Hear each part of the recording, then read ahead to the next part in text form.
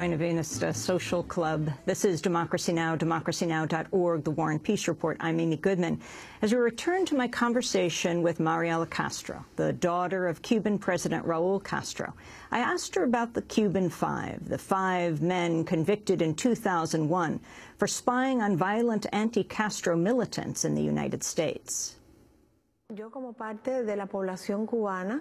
As part of the Cuban population, I am committed to fighting for the liberation of the 5 Cubans. In this case, 4 Cubans who are imprisoned and 1 who is out on probation in Miami. And really, they are serving very severe sentences that do not correspond with the evidence. There is no evidence for such severe sentences. If they had been tried justly, they would have already completed their sentences. And yet they are still prisoners. I dare say most Americans don't even know who they are, why they're in jail. Can you explain? It has been silenced because it is a kind of political vendetta. You know that Cuba, since the beginning of the revolution, has been the victim of terrorist attempts organized and perpetrated by terrorist groups based in Miami, of Cubans who have even confessed to be killers. They have confessed their crimes, even in books that have been published and in interviews on television, but they have not been brought to justice.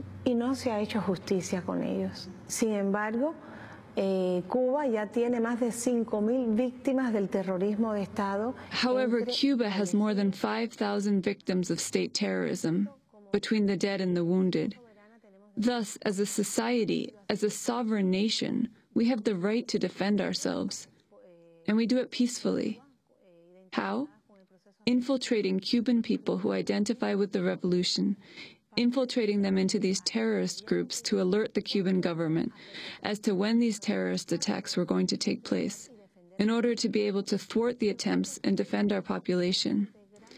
These terrorist groups enjoy great economic and political power in Florida, and thus, judgments were made that violate the laws of the United States, and they were made in Miami by totally partial judges who opposed the process of the Cuban Revolution.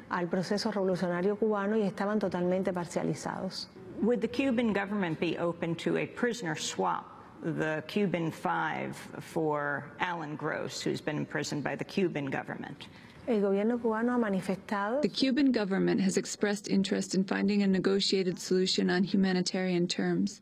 And of course it is fully disposed to negotiate with the government of the United States, but it has not received any response.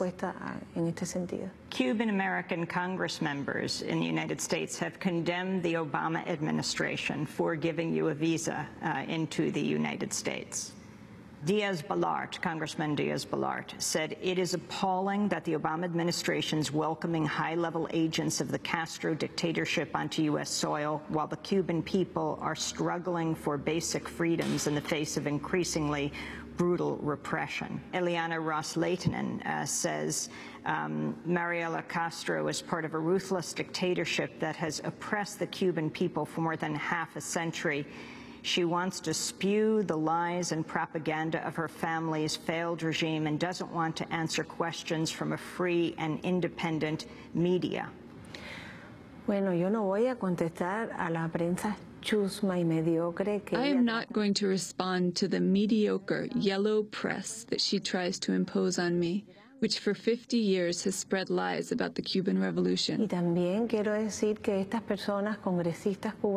I also want to say that these Cuban congresspeople that you mentioned, everyone in the United States and Cuba knows that they promote laws that violate the rights of Americans to travel to Cuba, that violate the rights of the Cuban community and Cuban descendants in the United States, who are 1.8 million people, to travel freely to Cuba to reunite with their families. These people are constantly promoting legislation that worsens the economic blockade. And with the revolutionary government of these more than 50 years, the Cuban people have found freedom and full justice.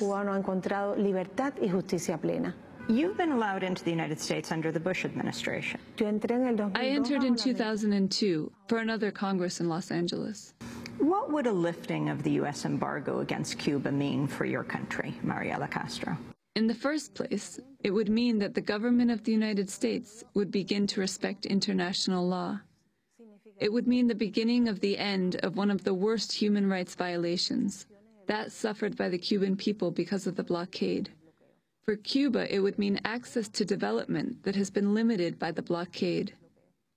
And Americans and Cubans could meet in friendship without the mediation of these unscrupulous congresspeople who manipulate the policy of the United States towards Cuba in service of their personal power and economic interests, and not in function of the necessities of the Cuban people, both within Cuba and beyond.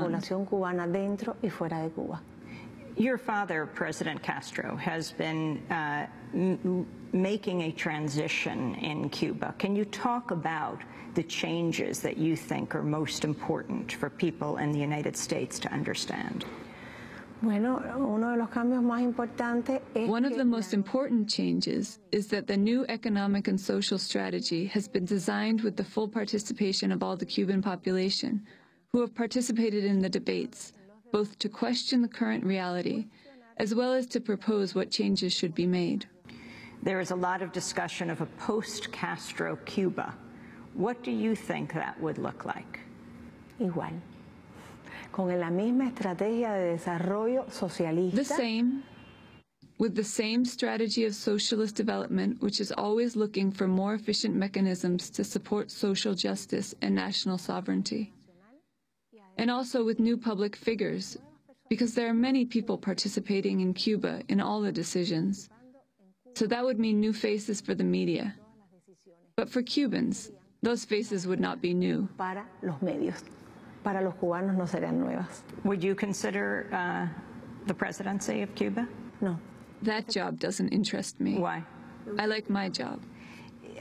There are other socialist governments in Latin America, Bolivia, Venezuela, where there are elections. Would Cuba go in that direction?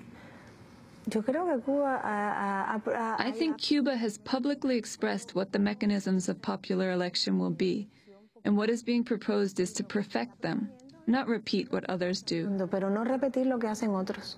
What would it look like? Well, how we do it now is through mechanisms of popular election. It is the people who nominate their leaders. Term limits have been established, and the president, my father, is included in these term limits. This has been the result of a collective discussion to give opportunities to others so that they assume their responsibilities. And the mechanisms of control are being perfected so that the people have access to the control of the mechanisms of power.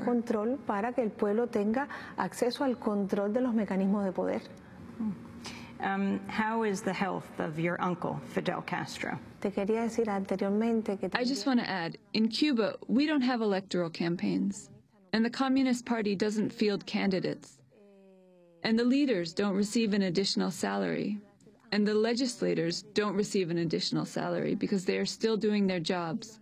So positions of power in Cuba do not generate economic interests in people.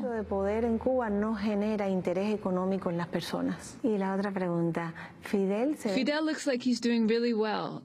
He's an octogenarian, so he doesn't have the same vitality that characterized him his whole life. That where there was a problem, Fidel was there with the people looking for solutions. That where there was a threat or danger, Fidel was right there in front of his people. Fidel is now giving us the privilege of his writing, of the writing of history.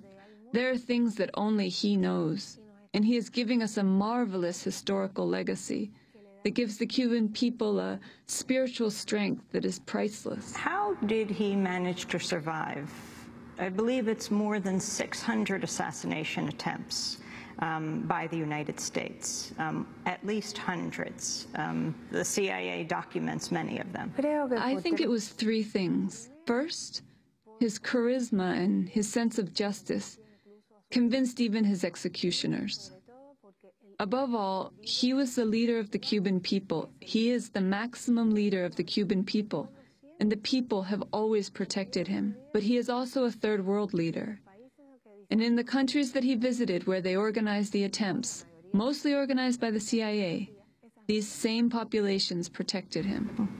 What is your assessment of President Obama? Bueno, el presidente Obama representa... President Obama represents an imperialist government and policy. So if you were to say to me, do you prefer him? Would you like him as a president? I would say I would prefer a president who responds to the interests of the American people, who protects the poor from the arbitrary actions of the rich, and that respects international law. I have a very personal impression that Obama is a person who tries to be just. But while occupying the position of the presidency of the United States, it is very difficult to be just. However, I am a person who always likes to think positively, and I would like to believe that Obama in a second term will be a better human being and a better president. Un mejor ser humano, también como presidente. You mentioned issues of poverty and equality. What is your assessment of the Occupy movement in the United States? It's very interesting to me how the American population has found new languages and forms of struggle, a new language of struggle to fight for their social demands. And they do it peacefully and with deep reasoning. I don't think they are against the government. They are against the policies that violate their rights. And I feel admiration for the courage of these people. La valentía de esas personas. What would you like to see most change about the United States? I want the Cuban Five to go back to Cuba and for Allan Gross to go home. I want an end to the financial, commercial, and economic blockade that violates the human rights of the Cuban people and the normalization of relations between both countries. And what would you like to see most change about Cuba? In Cuba, I want to see the socialist system strengthened with mechanisms that are always more participatory and democratic, and that the sovereignty of Cuba always be respected. Mariela Castro, daughter of the Cuban president, Raul Castro. She's the most prominent champion of gay, lesbian, and transgender rights in Cuba. She called on the United States to release the 5 Cubans imprisoned here in the U.S. They were spying on anti-Cuban militants in the U.S. In exchange, she says Cuba should release Allan Gross, a U.S. citizen jailed in Cuba.